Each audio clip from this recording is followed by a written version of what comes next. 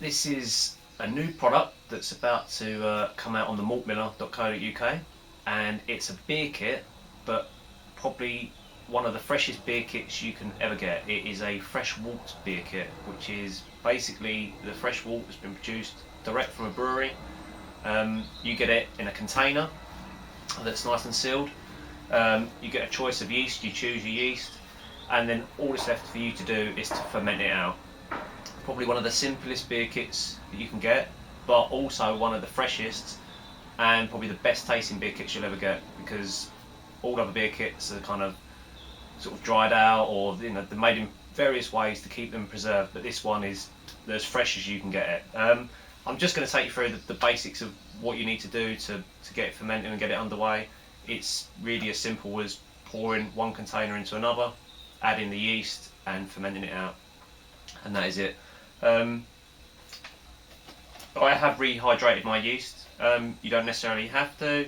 I think it helps with dried yeast. If you're going to use liquid yeast, you may want to do a starter, just to give your beer the greatest chance of producing the best beer it can. Also, you're going to want to aerate the wort. So when you pour it into the fermenter, you're going to want to do it at a little bit of height so that it gets lots of oxygen in it. Or you get a spoon, make sure that it's sterilised prior to that. Give it a good stir up, or you can even attach a paddle or something like a whisk to the end of a drill. Put that in there, make sure it's sanitised, and whiz it up just so you get lots of oxygen in there, which is what the yeast is going to want to feed on, so it can create the beer. So I'll just pan the camera down. So we've got our brew bucket here, or you could be whatever fermenter you've got. That's our yeast ready to go, all rehydrated. You're going to need an airlock. I'm using the little low profile Sterilock at the moment just because my brew fridge is a little bit on the narrow side. And then down here is the wort ready to go. It's literally going to be a case of unscrewing this and pouring it straight in. You see at the moment the sides are nice and flat, they're not bulged out. Obviously if it's bulged out, then you don't want to be using it because it means that air's got inside and it started fermenting and it's no good anymore. But obviously this is perfectly fine. It's not bulging, it's ready to go. So make sure our bucket is sanitised, it's nice and clean on the inside, there's no nasties hiding. So we're going to open this up and pour it in. Just undo this. Move that there, so you can see.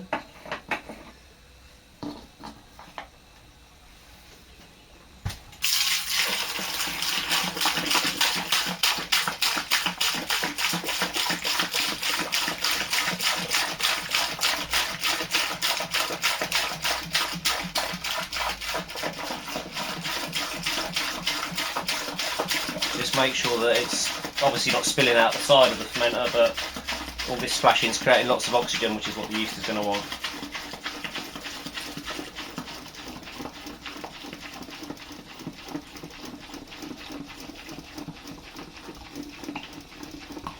Already smells fantastic.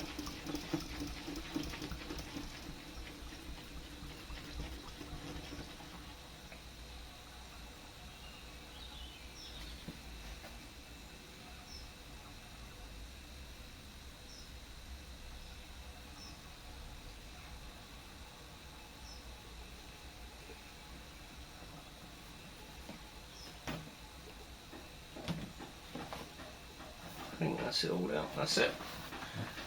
Right, you can either get a spoon now or a whisk and whiz it up, but that's pretty lively as it is, so I'm just going to pitch the yeast straight in there.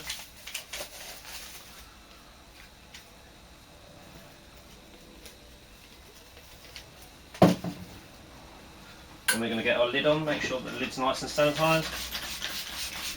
It's already had a good soak in, but never be too careful.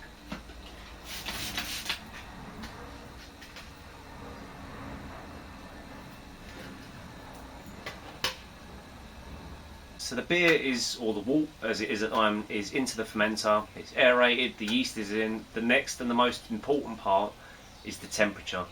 If your temperature's out, it's going to affect the flavour of the beer. Same as what type of yeast you use will also affect it. The thing is to maintain a constant temperature is the key.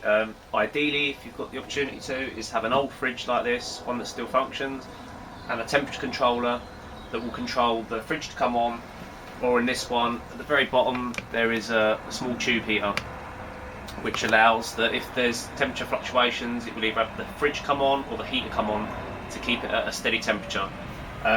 This one's going to be fermented at 20 degrees, and I'll keep it there for a couple of weeks, let it clean up, and then we'll bottle it, and then we'll do a taste test of the beer. And that is pretty much all there is to brewing these fresh wort kits. It's the freshest beer kit you're ever going to get. It's the easiest beer kit you're going to get to brew, and you're going to get the best beer from it.